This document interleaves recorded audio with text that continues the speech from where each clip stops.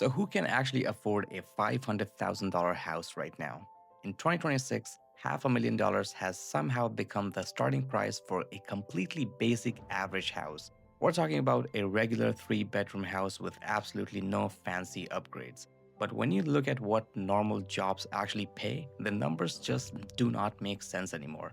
And it gets you thinking, who is actually buying these? You sit there doing the mental math on your own salary, wondering if you missed a massive promotion at work, or if the entire world has just collectively lost its mind. Well, you didn't miss anything. The world has lost its mind. So let's do the math today because there's a massive difference between a bank saying you qualify for a loan and you actually being able to sleep at night after you buy the house. Starting with the disconnected reality. Let's start with an uncomfortable truth. In a lot of cities right now, $500,000 is just the starting line. It's the baseline. Imagine you are a totally average person. You go to work, you do your job, you come home. Right now, a normal household in the US makes around $84,000 per year. That is the middle ground. Now, imagine taking that $84,000 and trying to buy a house that costs 6 times what you make in an entire year. It sounds crazy when you say it out loud, right? If you told someone a decade ago that normal, hardworking people were expected to buy homes that cost 6 times their yearly salary, they would look at you like you were insane. Back then, a house was maybe 3 times what you made in a year. But today, that 6 times multiplier is just considered normal. Society acts like you just need to budget a little better. They will tell you to stop buying nice coffee, stop ordering takeouts on Fridays, and suddenly you will magically have a $500,000 sitting in your bank account. It's a completely broken system. The market is completely disconnected from what normal people actually earn, but nobody wants to admit it. So let's break it down piece by piece. Let's imagine you decide you want this $500,000 house and you are going for it. The first boss you have to fight in this game is the down payment. You always hear people say you need 20% down to buy a house. Okay, let's play by those rules. 20% of $500,000 is $100,000 in pure cash. I want you to really think about trying to save $100,000 in cash. Let's say you're doing great. You are super disciplined, you manage to save a good chunk of your paycheck every single month. Let's say you save 10% of your $84,000 salary, which, by the way, almost nobody actually does today because life has become expensive. But let's pretend you do. Even if you save like that, it's gonna take you over a decade just to save the down payment.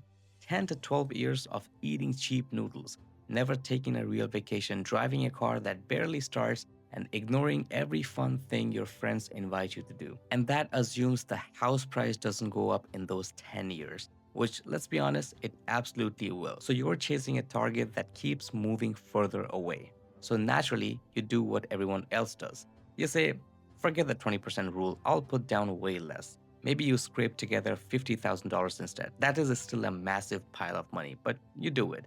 You empty your savings, you borrow a little from your family, you make it happen.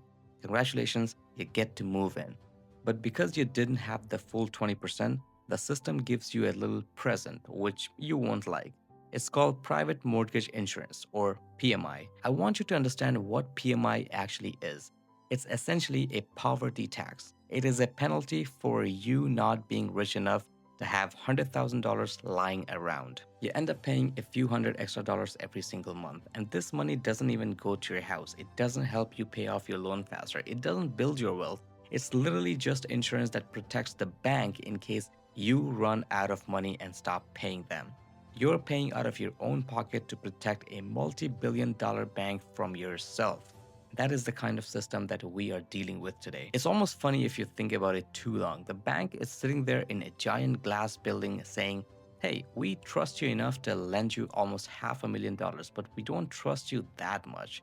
So please give us an extra $300 every month just in case you decide to change your name and move to an island. And if you enjoy conversations like these where I actually tell the truth about money instead of just repeating what banks want you to hear, you'll probably like what I talk about on this channel. Please hit the like button, it helps out the channel a lot, and I talk about this kind of stuff all the time, so please subscribe. All right, back to your new $500,000 house. Let's talk about the monthly monster. So you moved in, you painted over the ugly neon green kitchen, you set up your couch.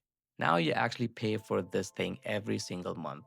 You put your money down, so you have a loan for roughly $450,000. With the interest rates we have out there right now, your mortgage payment just for the loan itself is going to be massive. We're talking somewhere around $2,800 every single month, just for the loan, just to borrow the money. But we both know that is not the real cost of owning a house. The real cost is everything else that quietly sneaks up on you every month. First, you have the property taxes.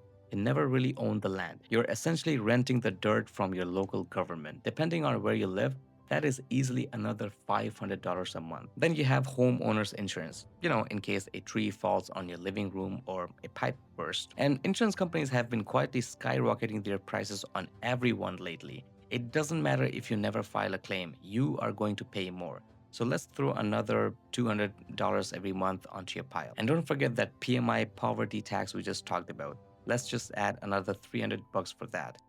Are you keeping track?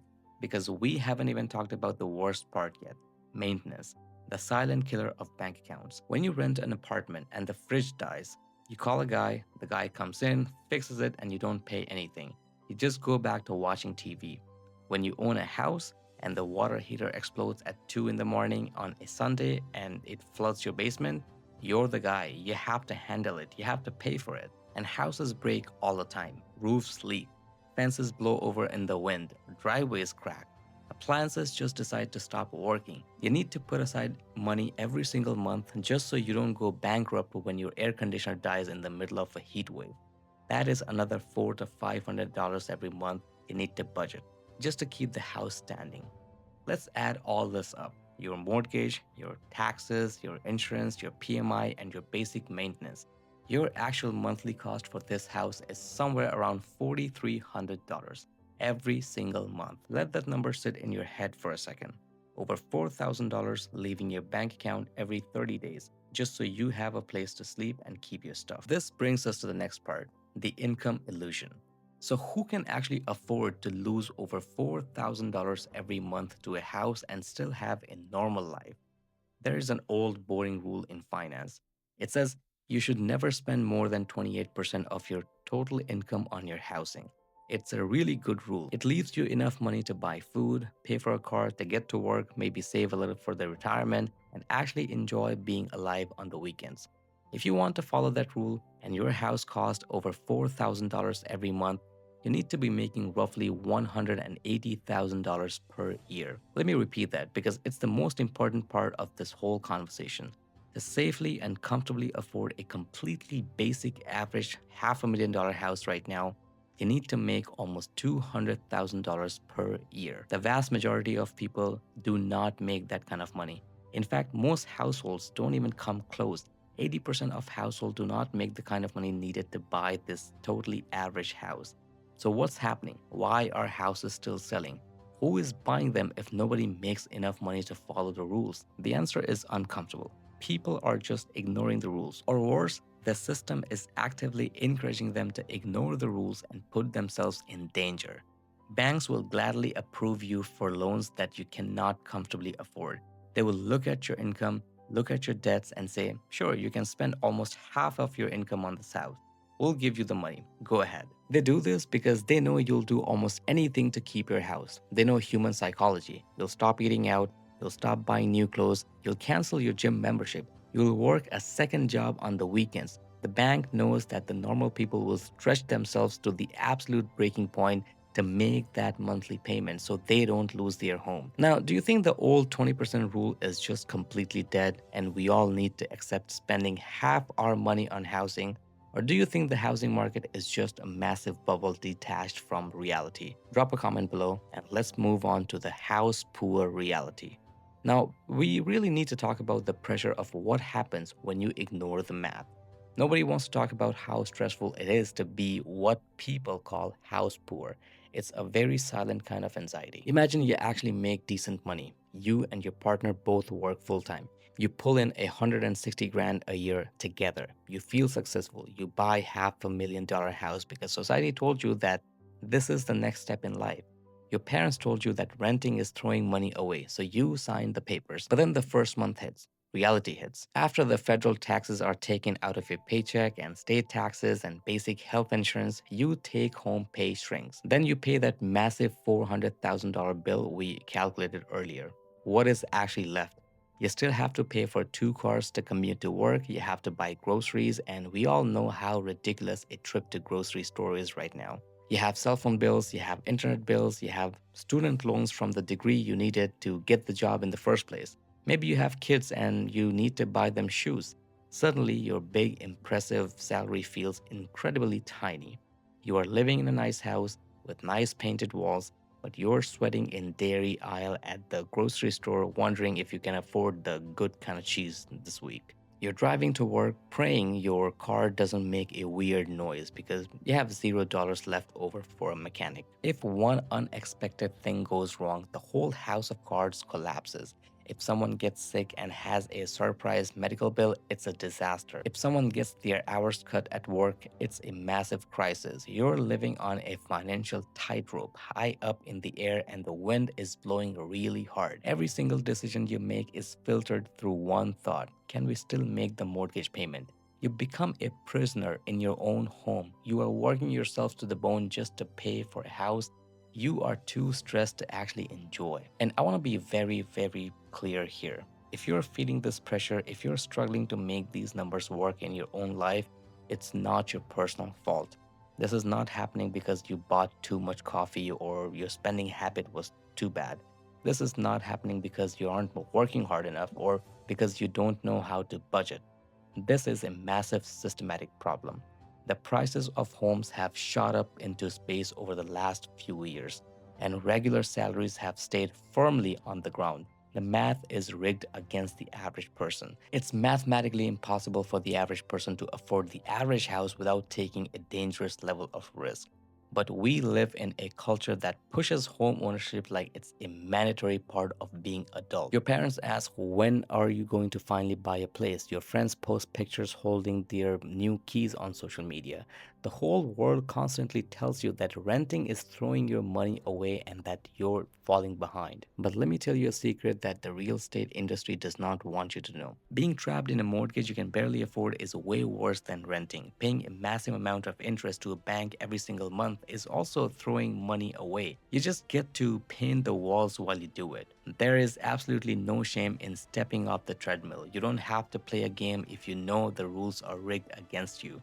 You can choose to rent, you can choose to find a smaller place, you can decide to move to a cheaper city. You can decide that your peace of mind is worth more than having a big backyard to mow every Sunday.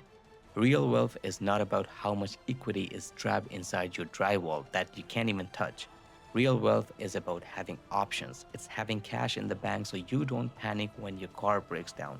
It's being able to take a day off from work without feeling guilty. It's sleeping quietly at night without doing math in your head. The real estate industry makes money when you buy. The banks make money when you borrow. The insurance companies make money when you sign up. Nobody makes a single dime when you decide to just sit quietly, save your cash, and say no to a big bad deal. A $500,000 house is not a normal starter purchase anymore. It's a luxury. And it's completely okay if you don't want to stretch yourself to the breaking point just to pretend it's not. You don't get a gold medal for paying a mortgage that makes you miserable. There is no trophy waiting for you at the end of 30 years for surviving that stress. So next time you see a totally normal house listed for $500,000, just remember the math. Remember what it actually takes to comfortably afford it. And ask yourself if owning that specific pile of brick is really worth giving up your freedom for the next 30 years. That's it for today, and I'll see you in the next one.